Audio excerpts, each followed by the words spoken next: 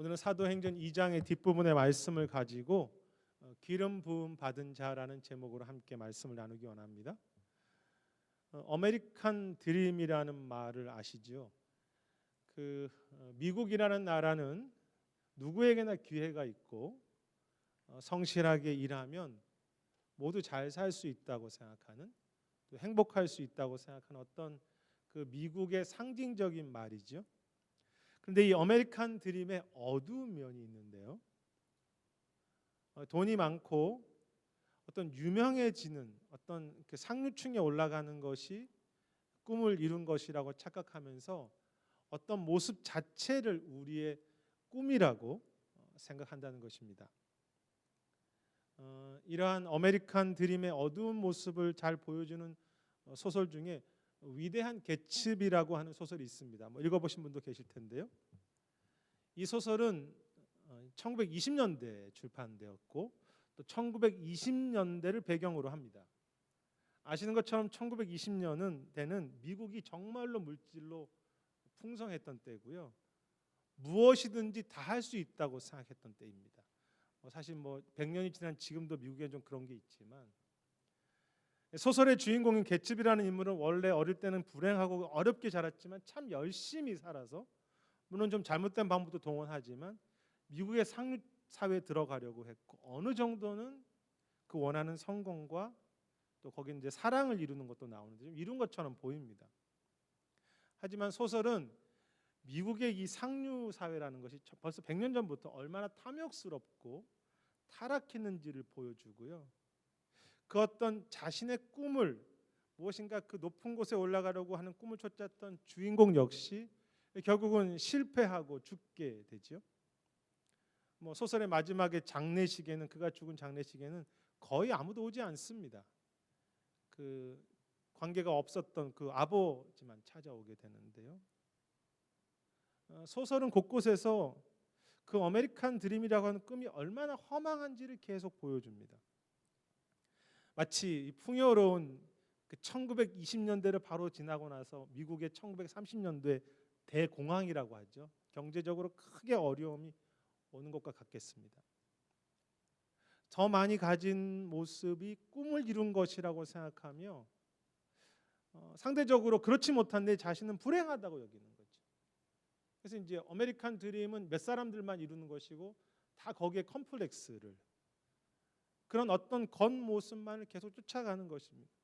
그러면서 정말로 원래 아메리칸 드림에 있는 성실하게 일하고 그 속에서 행복을 찾는 그 감사를 잃어버리는 것입니다. 그런데 이렇게 어떤 겉의 모습의 부흥, 화려함을 쫓아가는 것은 우리의 신앙과 우리 개인도 그렇고요, 교회도 마찬가지라고 생각합니다. 그리고 우리가 어쩌면 가장 쉽게 착각할 수 있는 어떤 겉으로 드러난 이상적인 교회의 모습이 오늘 본문에 나온다고 생각합니다.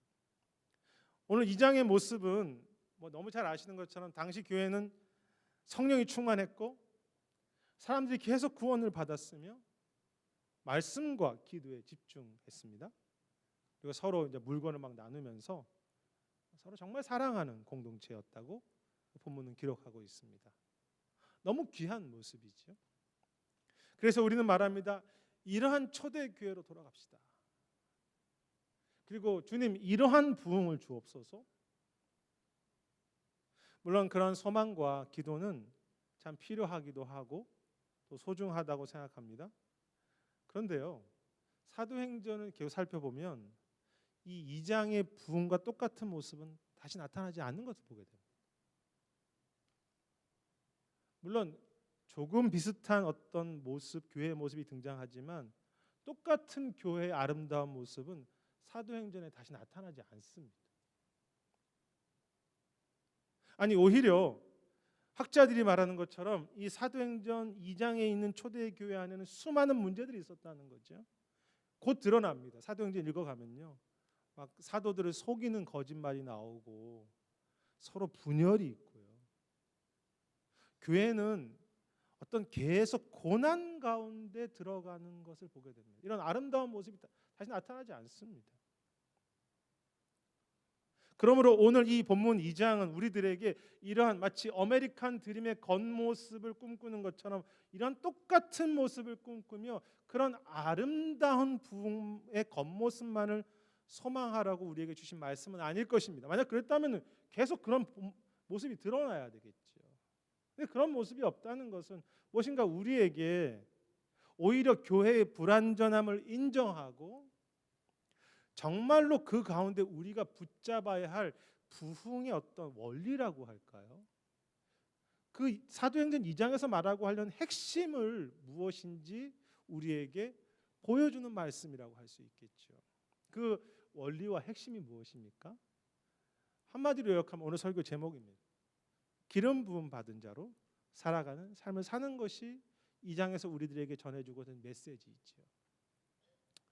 오늘 본문에 보면 읽으셨던 본문에 보면 받는다 혹은 받을 것이다라고 하는 단어가 계속 등장합니다. 그 38절에서 너희가 예수의 이름으로 세례를 받고 제사함을 받으라 또 성령을 선물로 받으리라고 이렇게 하죠. 그리고 40절에서도 너희가 구원을 받겠다고 말씀하십니다. 그러니까 지금 초대 교회를 향해서 계속 너희가 받을 것이다, 받을 것이다고 그렇게 이야기하십니다. 특히 여러분 성령을 받을 것이라고 하는 것은 아시겠지만 그것이 바로 기름 부음을 받는다는 의미이죠. 그래서 성령을 부어 주시는 것이 기름 부으시는 것입니다. 구약에서 이 기름 부으시는 것은요 매우 특별한 은혜였습니다. 아시지 않습니까?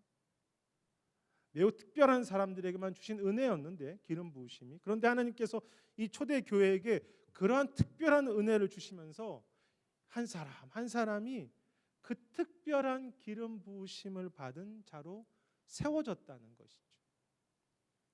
마치 제사장들처럼, 마치 왕들처럼 다 각자가 성령에 임하신 그 기름 부으심 받은 자이다.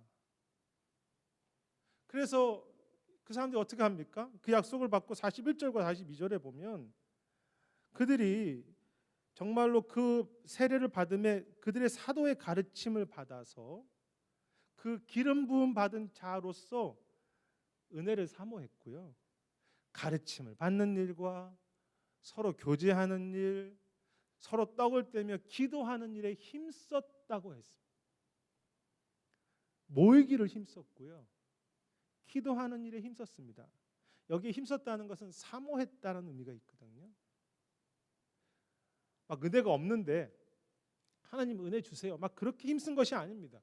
이미 하나님의 그 기름 부으심이 내 안에 있다는 것을 믿기 때문에 내가 기름 부으셨으니까 그냥 살아가는 것이 아니라 그 기름 부으심이 있음을 믿기 때문에 그 약속을 믿고 주님 제게 은혜를 달라고 은혜를 받기 위해 힘쓰는 일이고요. 그래서 모이기를 힘썼고 기도와 말씀을 그것에 집중했던 것이죠. 왜? 나는 기름 부으심 받은 자니까. 그건 너무나 귀하니까. 한 성도님이 그런 고백을 하셨습니다. 우리 교회는 다른 모든 것보다는 말씀과 기도하는 일에 집중했으면 좋겠습니다. 다른 사역들을 내가 다 잘하더라도 만약 그것이 없다면 목사님 아무것도 아니지 않습니까? 은혜에 대한 사모함이 없다면 내가 오늘 이 모양 저 모양으로 사역하지만 정말로 내 삶의 현장에서 말씀과 기도에 대한 집중이 없다면 여러분 사실 그것이 무슨 의미가 있겠습니까? 그냥 교회 일을 하는 것뿐이지. 바로 그러한 소망이 주님 우리가 말씀과 기도에 집중하겠습니다라고 하는 것이 기름 부음 받은 자로서 은혜 받기 위해 힘쓰는 모습이죠. 그런데 중요한 것은요. 42절을 읽어보면 그들은 이렇게 받는 일, 은혜 받는 일만 힘쓰는 것이 아니라 함께 교제하고 떡을 떼는 일에도 즉 그 은혜를 나누는 일에도 힘썼다는 것을 보게 됩니다. 그래서 나누는 것도 힘썼습니다. 근데 여기에 그 떡을 떼며 교제한다는 것은요. 사실 원래는 우리가 한 달에 한 번씩 저희 교회에서 성찬을 하는데 성찬을 의미합니다. 함께 떡을 떼고 교제했다. 물론 초대 교회는 성찬식과 이 친교가 막 연결되어 있었기 때문에 같은 연결되어 있는 의미인데요. 성찬이라는 것은 어떤 것입니까? 십자가의 은혜를 나 혼자만 누리지 않고 함께 떡을 떼잖아요. 그 공동체라는 거거든요. 나 혼자만 은혜를 받지 않고 누리지 않고 형제들에게도 함께 그 은혜를 나누고 함께 교회를 세워가는 것이 성찬식이죠. 무엇을 힘썼습니까? 하나님께 은혜를 받는 일에 힘쓰고 그 은혜를 서로 나누는 일에 힘썼습니다. 이것이 기름 부음 받은 자입니다. 왜 하나님께서 우리에게 성령을 주시고 기름 부음 받는 자로 세우셨겠습니까? 나 혼자 은혜 받는 삶이 아니라 은혜가 흘러가도록 하기 위함이죠. 그 원래 이 기름 부음 받는 자라는 말이 메시아라는 말입니다. 그래서 구약 이스라엘 사람들이나 구약에서는 메시아가 예수님을 의미하지 않고 왕, 또 자기들을 도와줄 사람들을 의미하기도 하는데요. 메시아, 왕, 제사장 다 기름 부음 받은 자인데 그들의 특징은 나를 위해서 은혜 받지 않습니다. 내가 은혜를 사모하지만 나를 넘어서 형제들을 세우고 형제들을 이 땅을 축복하는 것이 기름 부음 받은 자이죠. 구약 그 시편 133편에 보면요. 이런 말씀이 있습니다. 형제들이 동거함이 어찌 아름다운고라고 하면서 이런 표현이 나옵니다. 보배로운 기름이 아론의 수염을 흘러서 그의 옷깃까지 내림 같다는 참 재미있는 말씀이 나옵니다. 예전에도 이 말씀을 드린 적이 있는데 한번 그림으로 그려보십시오. 아론은 기름 부음 받은 제사장의 가장 대표적인 인물입니다. 근데 그에게는 항상 기름 부음이 있었어요. 근데 그 기름이 그의 머리에서 부어지는데 그것이 보통 이제 그때 제사장들은 이렇게 수염이 길었지 않습니까? 그 수염으로 타고 흐릅니다. 그 기름이. 그것이 이제 옷자락은 기니까 옷자락 끝에 흐르는데 그 제사장들이 형제들을 향해 축복 기도를 하는데 그것이 타고 흘러서 사람들에게까지 흘러간다는 그런 의미를 마치 헐몬산에서 내려온 은혜가 모든 땅까지 흘러간다는 걸로 표현한 되게 재미있는 표현입니다. 은혜가 있습니다. 그리고 그 은혜가 내 안에 막 드러나 그걸 사모하고요. 그것을 흘려보내는 것. 그리고 바로 그것이 2장의 초대교회가 바로 그 기름 부으신 자의 모습을 보여주고 있고요. 바로 그것이 사도행전에서 우리가 붙잡아야 할 소중한 핵심이고 부흥의 원리이죠. 어떤 그 아메리칸 드림처럼 그 위대한 개츠비처럼 그런 모습이 아니라 진짜 모습. 그것은 무엇입니까? 기름 부음 받은 자로 살아가는 것입니다. 내 위에 오늘도 부어주시는 그 성령의 은혜와 특별한 성령의 그 은혜가 있기 때문에 그것을 믿기 때문에 오늘도 주님 저에게 은혜를 달라고 그렇게 소망하고요. 우리는 아무것도 아니지만 나 같은 자는 아무것도 아니지만 나를 은혜 받은 자로 기름 부음 받은 자로 세웠기 때문에 내가 있는 현장에서 은혜를 흘려 보내는 삶을 사는 것이 사도행전 2장에서 우리에게 보여주고 싶었던 진짜 부흥의 모습이지. 그 부흥의 겉모습은요. 3,000명이 한꺼번에 구원받을 때도 있었고 나중에 제가 설교 다시 한번 이야기하겠지만 한 영혼을 구원하기 위해서 참 어렵게 수고하는 때도 있었습니다. 같이 전하는데 어떤 때는 3,000명이 구원받고 어떤 때는 한 명도 구원받지 않는 때도 있었죠. 또 여러분 이렇게 교회가 사랑하는 모습도 나누지만요. 초대교회는 막 분열되고요. 서로 싸우고 박해가 있을 수도 있었습니다. 그리고 실제로 그렇게 됩니다. 그런데 그런 겉모습, 이게 진짜 부흥이야라고 하는 그런 겉모습을 부흥의 꿈이라고 말하지 않고 내가 있는 곳에서 기름 부으심 받은 자라는 것을 알고 기도와 말씀에 애쓰고 그 은혜 받기 위해 애쓰고 그 나에게 주신 은혜를 나만 사용하려고 하는 것이 아니라 그 은혜 받은 것을 그 은혜를 나누는 삶을 사는 그 부흥, 그것이 진짜 우리가 기도해야 될 기도 제목이죠.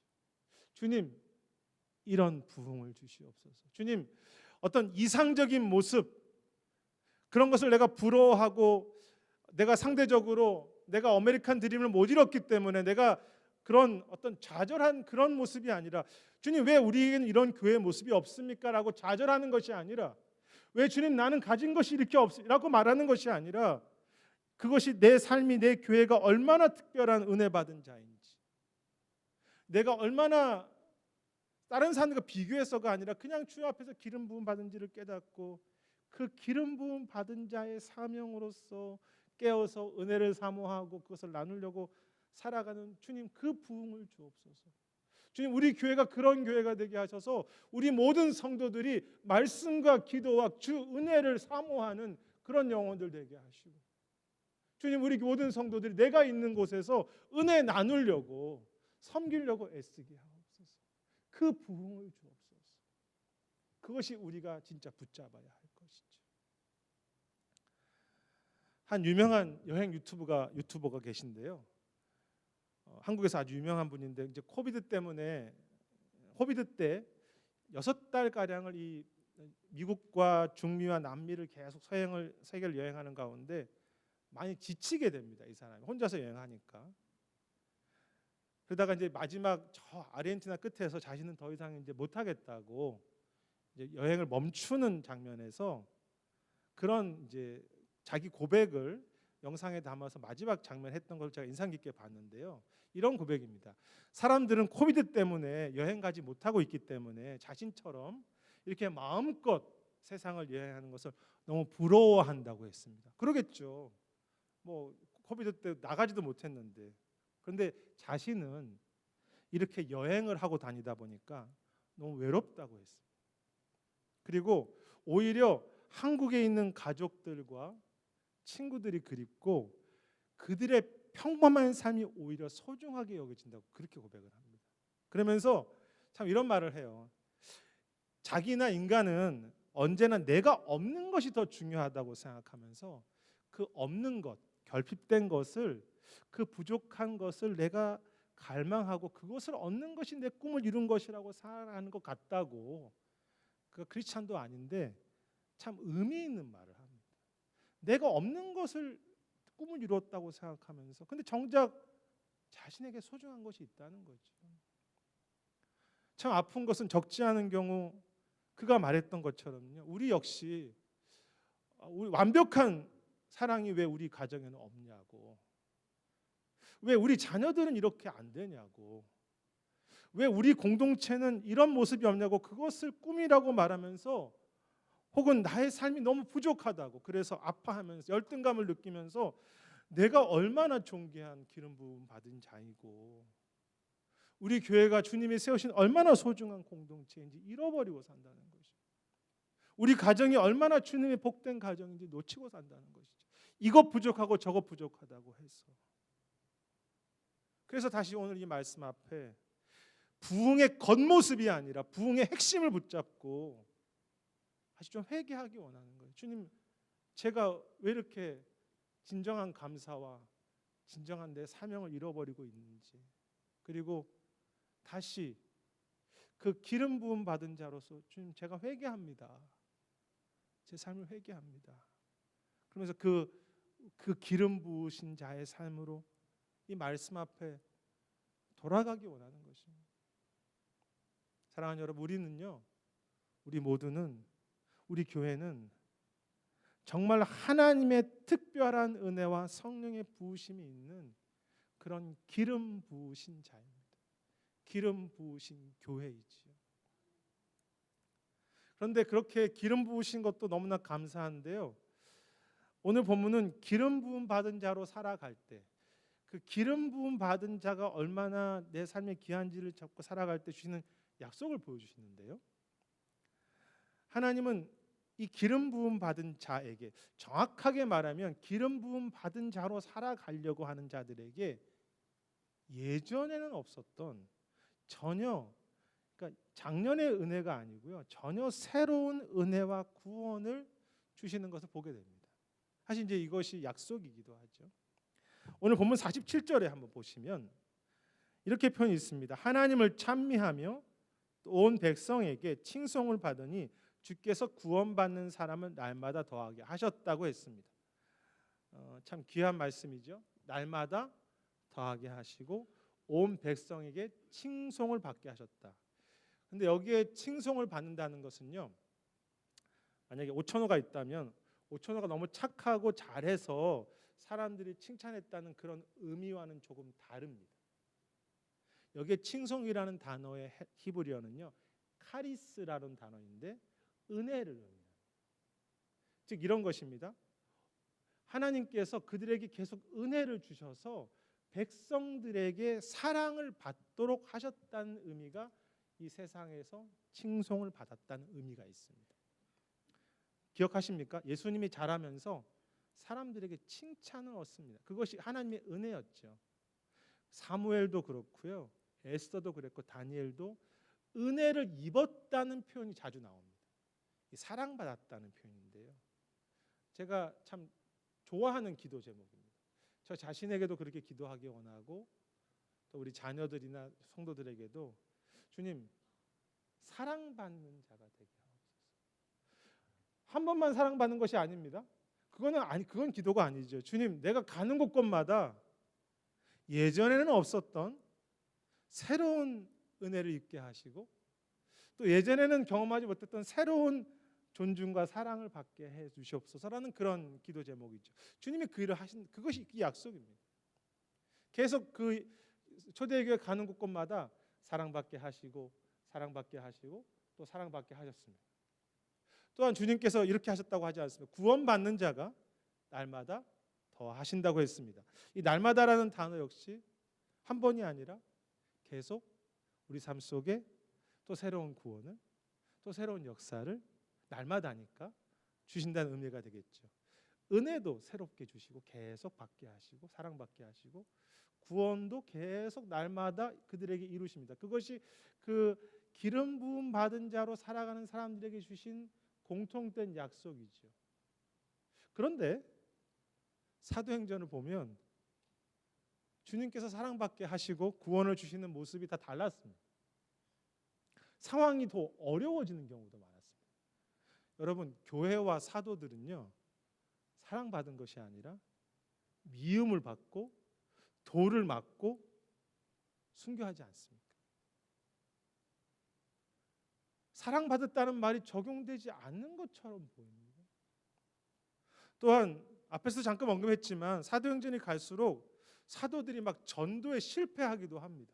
그 귀한 사도들이, 아니 그 유명하고 강력했던 이 사도 바울 같은 경우 빌립보에서 막 복음을 전했는데 사람들이 막 그를 감옥에 가두고요, 겨우겨우 죽음의 위기를 넘기면서, 겨우라는 말이 좀 이상하지만 겨우 한 가정을 구원하는 일로 마칠 때도 있었습니다. 목숨 다해서 한 가정 얻은 거죠.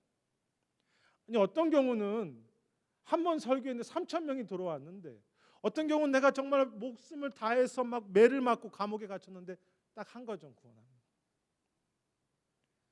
형편과 상황은요, 더 미움을 받는 것 같고 사랑이 아니라 더 열매가 쉽지 않았죠. 하지만 하나님은 그 상황과 모습을 다 넘어서요, 언제나 사랑받게 하셨고요, 그 막 미움받고 욕을 받는 가운데서도 또 막 다른 지역에 가면 또 사랑을 받게 하셨고, 열매가 이제는 없나라고 생각하는 그 곳에도, 죽을 것 같은 곳에도 또 새롭게 구원을 이루셨죠. 어제와 전혀 다른 색깔의 사랑, 어제와 전혀 다른 색깔의 구원을 계속 이루셨습니다. 여러분 기억하십니까? 스데반이 성령이 충만해서 설교하고 돌에 맞습니다. 아니 그게 무슨 사랑받는 모습입니까? 돌에 맞고 순교할 때 그의 얼굴이 천사와 같았다고 했습니다. 아니 예전에 없었던 은혜죠. 천사와 같았다는 것은요, 그 사람들은 막 스데반을 미워하고 막 시기하는데, 막 그래서 그에게 돌까지 던지는데 하늘에서는 그를 사랑하는 영광스러운 것이 있었고 그를 사랑하는 또 많은 성도들이 있었다는 거죠. 전혀 새로운 은혜, 전혀 기대하지 못했던 사랑받게 하심이죠. 기름 부음 받은 자에게 주신 약속이 무엇입니까? 어떻게 보면 정확하게 표현한다면 기름 부은 자라기보다는 기름 부음 받은 자라고 살려고 하는 자에게 주신 약속, 상황과 형편을 넘어서 전혀 그것과 상관없이 과거에는 없었던 새로운 사랑도 받게 하시고 새로운 은혜도 주시고요, 예전에는 이렇게 구원의 역사를 주셨는데 또 새로운 구원의 역사를 이루신다는 거죠. 그것이 정말로 놓칠 수 없는 소중한 부흥의 약속이기도 하죠. 그런 말이 있지 않습니까? 당신은 세상의 다른 사람들과 비교해 봤을 때 그렇게 특별하게 뛰어난 사람은 아닐 수 있습니다. 그러나 당신은 세상에서 유일한 존재입니다. 그렇죠? 여러분, 세상에서 오천호라고 하는 목사는 저밖에 없습니다. 그렇죠? 그러니까 얼마나 귀하지 않습니까? 그러니까 저를 보시는 분들이 영광스러우시죠? 최성원 집사님 동의하시는 거죠? 세상에 최성원이라는 사람은 한 사람밖에 없죠. 여러분, 왜 다이아몬드가 귀합니까? 희귀해서. 그런데 나라는 존재는 유일한 존재입니다. 예전에는 없었던 유일한 은혜. 뭐 은혜 그러니까 늘 그냥 넘어가는 게 아니라 어제 은혜가 다르고요, 오늘 은혜가 다릅니다. 오늘도 사랑받게 하시죠. 저나 여러분이나 완벽하지 못해서 실수하지만 그래도 주님, 제가 기름 부음 받은 자죠. 성령이 있는 그거 다시 붙잡고 걸어가려고 할 때 인생의 메마름이 오고 고통스러운 삶의 순간이 오지만 하나님은 이전에 없었던 유일한, 과거에는 없었던 오늘 특별한 그런 은혜, 사랑도 또 받게 하시고, 그런 사랑도 받게 하시네.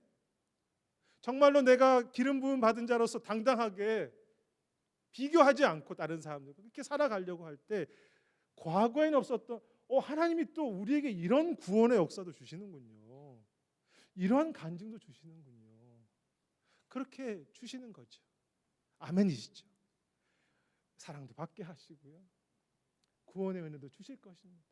그것이 주님의 끝없는, 어떤 상황과 바꿀 수 없는, 어떤 상황도 결코 넘어뜨릴 수 없는 하나님의 약속이지. 사랑받게 하시고 구원의 은혜를 주시는 것. 여러분과도 몇 번 나눴지만 저는 우리 교회가 이제 개척되면서 다른 교회를 좀 개척하는 교회가 되면 좋겠다. 그리고 전도를 잘해서 세례를 꼭 베푸는, 그러니까 넌크리스찬들이 교회에도 돌아오는 것이 되었으면 좋겠다고 하는 것을 꿈꾸는 것을 이미 나눴는데요. 근데 그 꿈이 너무 귀하지만 혹시 그 꿈을 이루는 모습이 정말 하나님이 계획하신 독특하고 새로운, 유일한, 어제와는 다른 방법으로 하시는 그것을 내가 그냥 허락하면서 그것을 기대하는 그런 비전인지, 아니면 내가 그냥 생각하는, 나는 이렇게 되면 좋겠어요라고 하는 정도의 내 생각으로 가두어 버린 하나님의 꿈은 아닐지, 구원의 그 모습만을 내가 너무 붙잡고 있는 것은 아닌지 정말로 다시 한번 좀 이렇게 돌아보게 되고요, 또 겸손히 살피게 됩니다. 그런데 그것이 어떤 모습이든지, 내가 생각하는 모습이든 하나님이 생각하시는 독특한, 그것은 상관없이 분명하게 믿는 것은 때로는 미움을 받는 순간에도 또 새롭게 사랑받게 하실 것이고, 내가 생각하는 열매와는 달라도 더 오늘 새롭게 구원의 역사를 이루실 것을 저는 분명하게 믿습니다. 그것이 저의 고백이고 또 여러분들의 고백이라고 믿습니다. 상황은 다르지만 사랑받게 하시고 구원의 역사를 주시는 그 약속. 그래서 여러분들 인생이 쉽지 않지만 때로 우리가 교회를 섬기고 사역을 하는 길에 눈물이 있고 또 아픔이 있죠.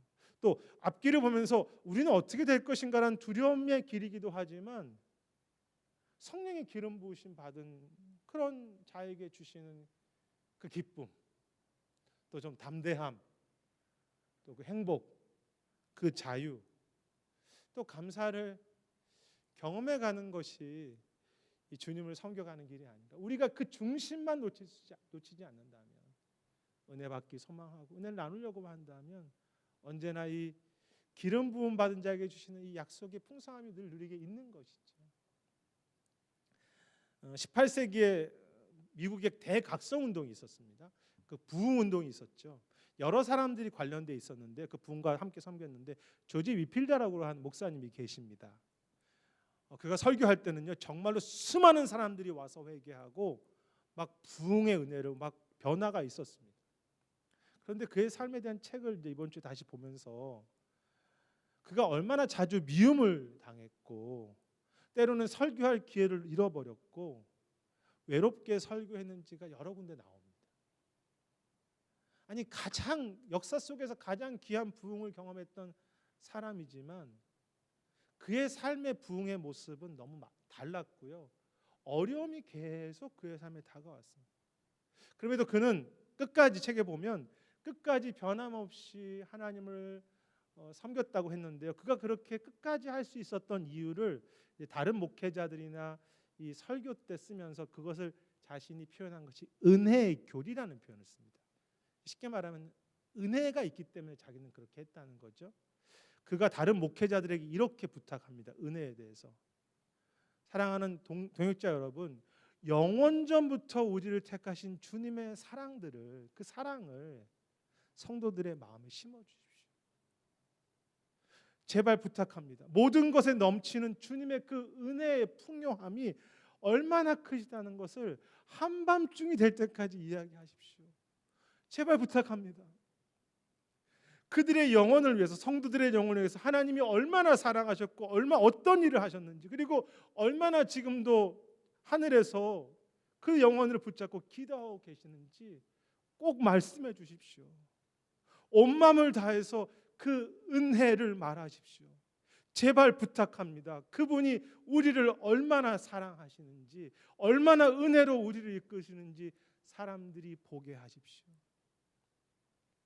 그러므로 조지 위트필드에게 부흥은요, 사람들이 많이 와서 회개하는 그런 모습 자체가 아니었습니다. 왜냐하면 너무나 많은 실패가 있었으니까. 그에게 진정한 부흥은 그가 있는 곳에서 하나님의 그 기름 부음 받은 자로서 은혜를 사모하고요, 막 사모하고 애쓰고, 그리고 그 은혜를 다른 동역자들에게, 형제들에게 나누는 기름 부음 받은 자로 사는 것이 조지 위필드의 부흥이었죠. 여러분, 우리가 어떤 모습으로 살아가든지 기름 부으신 자입니다. 너무나 귀한 사람들, 유일한 사람들입니다. 우리 교회는요, 무엇이 부족하다고 해도요, 매우 특별한 은혜를 받은 기름 부으신 교회입니다. 우리가 대단해서 그렇지 않습니다.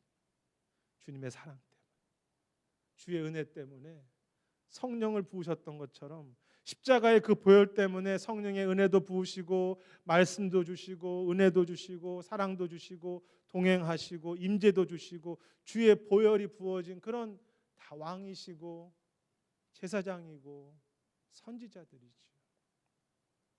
오늘 2장 말씀은 그 사실을 분명하게 이야기하면서요, 그 기름 부으심이 우리 각자 위에 있기 때문에 성도와 그 교회가 기도와 말씀과 그 임재를 힘썼다고, 모이기를 힘쓰면서 갈망했다고 그렇게 말하고 있고요.